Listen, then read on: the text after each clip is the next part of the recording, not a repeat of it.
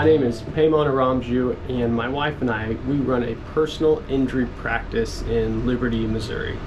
And we have found that all too often there is a gap between the information that we wish our clients or potential clients knew and the information that the legal field or industry knows. And our goal is to educate, empower, and advocate for our clients.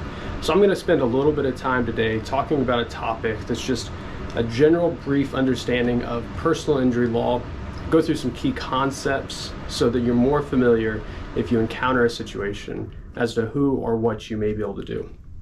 It's unfortunate in that we often find that people wait way too long to contact us in order to work with us on their case. There's statute of limitations that may bar you from bringing an action if you wait too long. And oftentimes, just as important, evidence is going away. The moment an accident occurs to the moment that we're hired, it's potential that evidence can go away, can be deleted, and can be destroyed in a way that we can no longer get in the future. So let's spend a little bit of time today and let's talk about some key concepts. First, what is personal injury law? Personal injury law is a concept. It's an umbrella term that encompasses an area in law in which compensation is pursued in order to make somebody whole, or in some cases to punish somebody for an act that they've done to injure somebody else. Holistically, that's what it's about. It's about somebody being hurt and being reimbursed or compensated for the situation that they had to deal with that they otherwise wouldn't have to deal with. There's some key concepts that I want to talk about. First, you'll oftentimes hear attorneys talk about liability, whether or not liability is clear or whether or not liability can be proven. Whenever attorneys are talking about liability, what they're really trying to figure out is who's responsible for the act that took place and whether or not they're going to be able to determine whether or not there's some liability or some responsibility between the person's actions and the injury that occurred. There's also damages. Damages are a huge component of personal injury cases. The reason damages are so critical is because at the end of the day, personal injury cases fall under the umbrella of civil litigation. And for better or worse, the remedies that exist in civil litigation are monetary in nature. It's money. It's the way that we in the civil justice system try to compensate people for what they've had to go through that they otherwise wouldn't have to go through. In fact, there's two branches of damages, if you will. There's the compensatory branch of damages, in which somebody is compensated or made whole for the situation that they're having to deal with. And secondarily, there's what's called punitive damages. Punitive damages being awarded in situations in which somebody's actions or conduct are so egregious or so willful that they should be punished in order to try to deter their behavior from participating in that behavior in the future. Another key concept that you'll commonly hear talked about is the statute of limitations, or abbreviated as SOL. This is a critical date. It varies by state, and it's a date in which an action must be filed or you'll forever be barred from bringing the case. In Missouri, on most auto negligence cases, we're dealing with a 5-year statute of limitations, which is a lot of time. Now, I'll say, oftentimes the statute of limitations is critical, it's important, it's paramount not to miss that date. But it's also it's important to be mindful that although you have 5 years to bring a cause of action, you want to preserve the evidence. So don't let that 5-year negligent statute of limitations determine what actions you take. Act sooner than later so that steps can be taken to preserve and advocate for you to make sure that everything's there in order to successfully bring your action forward. While I mentioned 5 years, it is important to know that other cases have much shorter timelines. If you take medical malpractice cases, for instance, in the state of Missouri, they have to be commenced within 2 years, much shorter than any other case. And there's other states with far shorter statute of limitations. In fact, there's some states with a 1-year statute of limitations. So I have this conversation with the ultimate goal to cause whoever the listener is right now to move quicker. Make sure you're taking steps right away so that hopefully that statute of limitations conversation never even comes up. Those are some important terms. Now I just want to talk about the overall process when people are going through a personal injury case. The first step at our office is somebody's going to call us or come into the office. When they come in, the first thing we're going to do is we're going to have an initial consultation. And in some respects, this is a two-way interview. I want to make sure that the client is someone that we want to work with, but just as importantly, I want the client to make sure our firm is someone that they want to work with. We're also, during that initial consultation, we're going to go through the overarching process of a personal injury case. Make sure from beginning to end that our client's familiar with the process, so there's no questions as to what's next or how's this going to work out. We want to make sure there's some degree of certainty for the client in this really uncomfortable and usually complicated process for most clients to go through. At the end of the consultation, there's a decision in which a contract is provided or not, where a client gets to choose to retain us or not, and that depends on what next steps we're going to take. The next step we typically would take would be our case investigation. Now, our case investigation is a critical step in our case, and I'll bring it up again because I think it's important to mention. Acting sooner than later is critical. Waiting can be a real problem in our cases because we often find that we're unable to locate witnesses, we're unable to get the physical evidence that we need. The video footage that so commonly exists at intersections or restaurants or at businesses surrounding the incident, it gets recorded over, and it can be impossible for us to retrieve that information.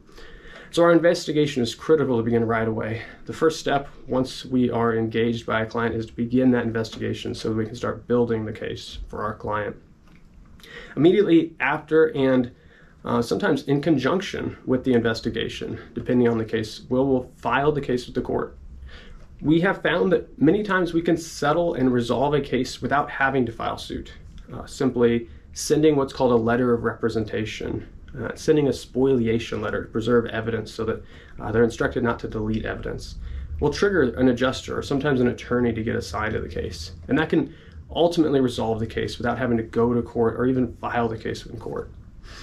But all too often we find that unless there's a legitimate pressure on the defendant to believe that we're going to go the distance, that there's a risk that a jury may in fact award some severe consequence or damages for our client, we don't oftentimes get a lot of traction with our cases. So we've found that sometimes filing the complaint is a necessary step to get the case to move quicker than it otherwise would. Once the case is filed, the most critical step next is discovery. It's usually the most involved step for our client at the beginning of a case. It's where you're going to have to bring in documents and answer questions. It's where we'll have depositions taken. It's usually an information gathering part of the case where we really get to learn a lot about the other party, but in the same respect, the other party gets to learn about us. There's a number of steps that we have in place to make this otherwise sometimes burdensome process a lot more bearable and manageable as you go through it.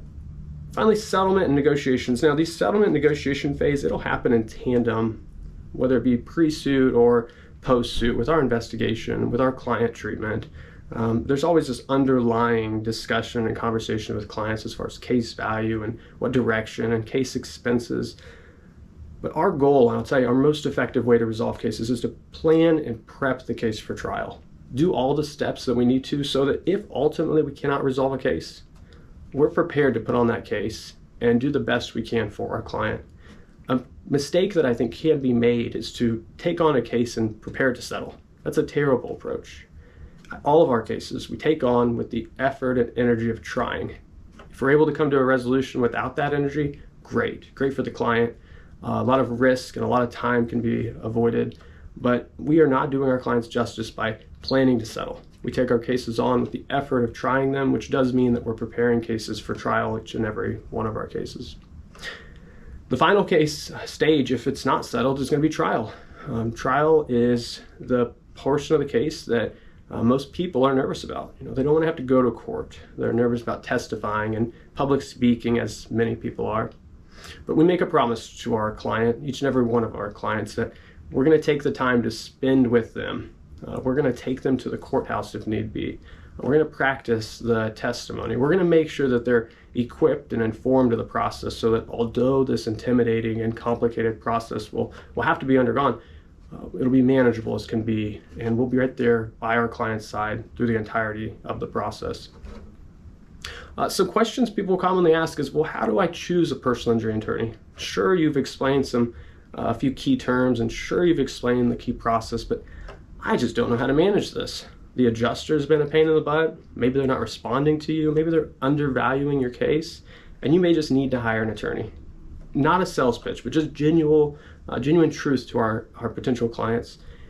Working with counsel makes these cases so much more manageable. We've got personal stories where my wife and I have gone through tragedies and we hired counsel.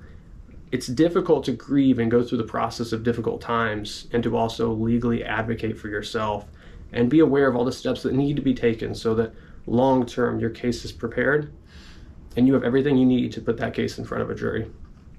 So meet with attorneys. One of the things that I will say is most critical when having counsel is being able to seek and receive their advice. You are hiring attorneys to guide you along a process. That initial consultation, like I mentioned, is a two-way street. Make sure that you're hiring someone that you're comfortable working with, that's making sense in answering the questions that you have. And for questions they can't answer, have them explain what information they're going to need to be able to answer the question. That relationship with an attorney is key. You'll spend hours and days, if you try this case, with this attorney. And to have trust and rapport is a critically important part of hiring the right counsel in your case. Some tips that I want to give you for making sure that you're doing everything in order to bring your case successfully. One is document everything. If you're involved in an accident, take photos. Write down the other drivers' names. Collect witnesses' information. Write down important facts that you recall about the day. Oftentimes, trial's not for 1.5 years and 2 years after an event takes place. And it can be difficult at best to try to remember 2 years ago what happened. I will tell you, commonly I'm asked, what did you do over the weekend? And I have to scratch my head and try to recall what, in fact, I even did over the weekend. So for 2 years ago, to be expected to remember everything and all the details can really be a daunting task. So try to remove the burden of that daunting task by starting to document everything if you've been involved in an incident or been injured. Another thing to be mindful of is to avoid social media pitfalls. All too often, I will tell you, defense counsel is looking online, just as we are looking online at defendants, they're looking online to look at our client. Something as simple as, I had a great day. It was beautiful outside. I went to the zoo with my kids. Can be interpreted as, you're not really hurting. You're not really suffering. You didn't really have to go through that much. So we tell our clients in all respects, avoid social media. Now there are times where our clients come to us and they've already posted online, they've already put images and comments online about the wreck, about the incident, about how they're doing. And I can't tell them to do anything but do not delete that information. We have a responsibility not to delete information or evidence in a matter. But we can avoid that issue entirely if we just avoid social media in its entirety. Another critical step that clients can take in order to help their case be more successful is to follow through with all of the medical treatment. All too often, I hear of clients getting busy, not being able to go see the doctor, not following through with the treatment, and there is certainly a requirement for all of us to maximize the treatment and resolution to the best we can, and to not take steps or fail to take steps which make our injuries more significant. Having a client follow through with all the medical treatment, make all the appointments, continually going to the doctor until the issues are as resolved or at maximum medical improvement is critical to make sure that we can explain to the defense that this is in fact an injury they've suffered and these are in fact the consequences of that injury that they suffered. Finally, talk to an attorney. We talked about, why you might pick one attorney versus another, but just talk to an attorney in general. Almost all attorneys in the personal injury world are going to not charge you a consultation fee. You can sit down with them free of charge. It can give you a taste of what sort of representation you receive, what sort of things to be mindful of. We take pride in people calling our office, and even if they don't retain us, leaving in a more educated position than they did before they called us. As I mentioned, there's a gap in information between what is involved in the legal system and what the community knows about the legal system. I want to make mention of something. Right now, I think we are at a pivotal point in our jury trial process. Right now, statistically, we are trying fewer jury trials, despite the fact that civil cases have been filed far more than they have historically. We have a responsibility as attorneys to advocate, empower, and educate our clients, and to go the distance with them to trial if necessary. Continually settling matters over and over and over for pennies on the dollar, despite the losses and harms that our clients have suffered, is not doing our system justice or our clients justice. So when I say we prepare our clients for trial and our cases for trial, I mean it.